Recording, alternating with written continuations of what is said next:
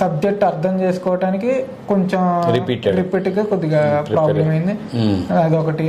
తర్వాత నెక్స్ట్ నేను జాయిన్ అయిన తర్వాత నా గురించి అంటే నేను కూడా చేయగలను, ప్రోగ్రామ్స్ అవి చేయగలను, నాకు కూడా కోడింగ్ నాలెడ్జ్ ఉంది అనేది ఎప్పుడు అర్థమైందంటే నేను చేరిన హాస్టల్లో మా రిలేటివ్స్ జాయిన్ అయ్యారు సార్. వాళ్ళు సేమ్ డాట్ నెట్ తీసుకున్నారు సార్. అయితే వాళ్ళు వేరే ఇన్స్టిట్యూట్, నేను వేరే ఇన్స్టిట్యూట్. ఎక్కడైనా వాళ్ళకి ఏదైనా ఎర్రర్ ఐడెంటిఫై అయినప్పుడైనా కానీ వాళ్ళకి నేను చెప్పే ఎక్స్ప్లెనేషన్ వాళ్ళు బాగా అర్థమయ్యి బాగుంది. ఇంకా వాళ్ళు అప్పుడు అలా అంటారు, అన్న బాగా నేర్చుకున్నావు, నీకు ఏం రాదు, Telugu medium background, BCom computer అయినా నువ్వు ఎంత నేర్చుకున్నావు. కానీ మేము BTech background, CEC background, CSC background అయినా కానీ మేము నేర్చుకోలేకపోతున్నాం.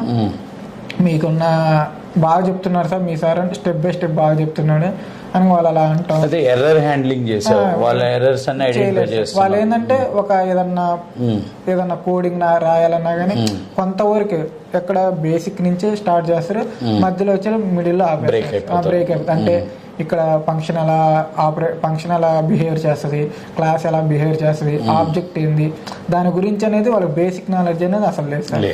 అలా లేదు. తర్వాత ఈ కంట్రోల్స్ గురించి కానీ, తర్వాత వచ్చేసి మళ్ళీ స్టేట్మెంట్స్ కానీ ఏమైనా కానీ వాడికి కోడింగ్ నాలెడ్జ్ అనేది తెలుసు, కానీ అలా తెలుసు సార్. కొద్దిగా నేను చెప్పటం వల్ల అలా కొద్దిగా నా సబ్జెక్టు కొంచెం పెరిగింది, వాళ్ళకు కూడా కొంచెం ఏమేమి చెప్పటం అన్నా నీకు కంపల్సరీగా వస్తుందన్న జాబు. మాకు